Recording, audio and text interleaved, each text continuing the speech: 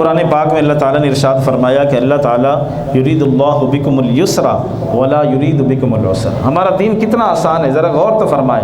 اللہ تعالیٰ تمہارے ساتھ آسانی چاہتا ہے، اللہ تمہارے ساتھ مشکل نہیں چاہتا ہے. قرآن کہتا ہے فمن کان منکم مریضا او علی سفر، تم میں سے اگر کوئی مریض ہے یا سفر پر ہے، فعدۃ من ایام اخر، وہ روزے چھوڑ دے اور رمضان کے بعد جب اگلے رمضان کے آنے سے پہلے جب بھی اس کو موقع ملتا ہے وہ اپنی استعداد کو پورا کر لے. جب قرآن ہمیں، شریعت ہمیں آسانی دے رہی ہے تو ہم اپنے لیے کیوں مشقتیں ڈھونڈتے؟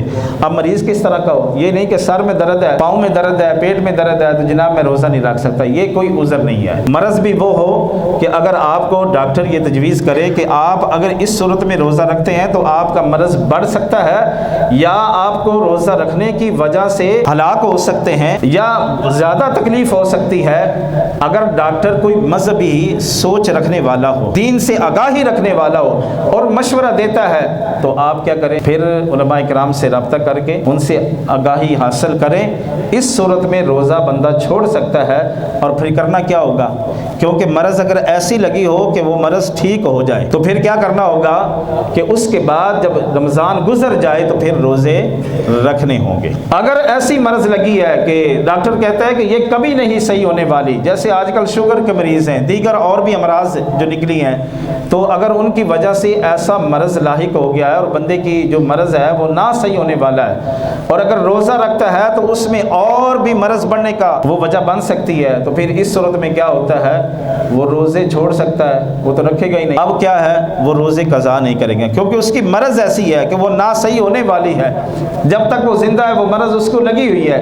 تو اب اس صورت میں کیا ہے، اللہ تعالیٰ نے فرمایا وَعَلَى الَّذِينَ يُطِيقُونَهُ فِدْيَةٌ طَعَامُ مِسْكِينٍ، جس بندے پر روزہ رکھنا دشوار ہو اور وہ نا طاقت رکھتا ہو. اس میں شیخ فانی بھی آتا ہے، جو بوڑھا بندہ ہوتا ہے، اب وہ اس میں طاقت نہیں ہے، مرض بھی نہیں ہے لیکن طاقت نہیں ہے کہ روزہ رکھ سکے، تو اس کے لیے بھی کیا حکم ہے کہ وہ کیا کرے، ایک مسکین کو ایک روزے کا بطور فدیہ جو ہے وہ کھانا دے دے. ایسا مرض ہے کہ اگر وہ نہ صحیح ہونے والا ہے تو پھر کیا کریں گے، اس کا فدیہ دے دیں گے. تو فدیہ میں آپ کو بتا دیتا ہوں، ہمارے علماء کرام نے اس کے بارے میں چارٹ دیا ہوا ہے. کم از کم جو ہے تقریباً 300 سے اوپر ہے ایک روزے کا. 350 لگا لیں، یہ کشمش کے حساب سے بھی ہے، کھجور کے حساب سے بھی ہے، اور 300 سے کچھ اوپر روپے 320 یا 30 ہیں، تو یہ ہے گندم کے حساب سے. اگر کوئی ایسا بندہ ہے مرض لگا ہوا ہے کہ وہ روزہ نہیں رکھ سکتا یا شیخ فانی ہے تو وہ کیا کرے، اپنے 30 روزوں کا فدیہ پہلے کسی بندے کو دے دے تاکہ جو ہے وہ اگر کوئی روزہ رکھنے والا ہے، اگر کوئی اس کو ضرورت ہے تو وہ اپنا استعمال کر سکے. آخری بات، یا سفر پر ہو. سفر سے کیا مراد ہے، شرعی سفر، شرعی مسافر جو بن جاتا ہے، جس پر نماز جو ہے وہ قصر ہو جاتی ہے، تو فرمایا اس بندے پر بھی کیا ہے کہ وہ سفر کے اندر روزہ چھوڑ دے اور باقی دنوں میں پورا کرے. لیکن یہ اس وقت کی بات ہے جب صحابہ کرام کے لیے سفر بڑا مشکل تھا. لیکن الحمدللہ اگر ہم نے ایک ملک سے دوسرے ملک، ایک سٹی سے دوسری سٹی جانا ہو تو کتنی سہولیات میسر ہے. اگر کوئی بندہ یہ سمجھتا ہے کہ میں روزہ برداشت کر سکتا ہوں تو افضل اسی میں ہے کہ وہ روزہ رکھے.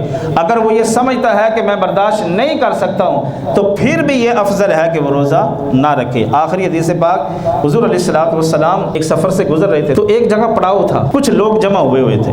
بخاری شریف کے حدیث پاک ہے.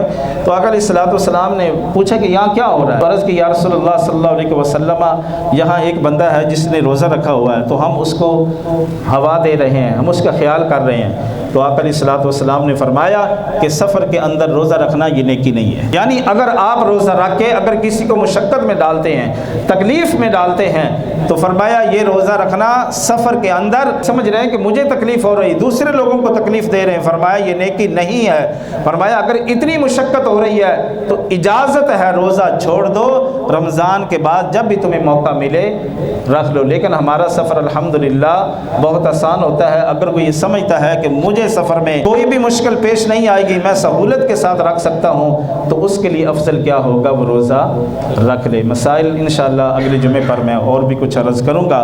اگر کسی ضرورت دوست کو اور بھی پوچھنے ہوں تو ضرور مجھ سے رابطہ کریے. اللہ تعالی ہم سب کو عمل کی توفیق عطا فرمائے.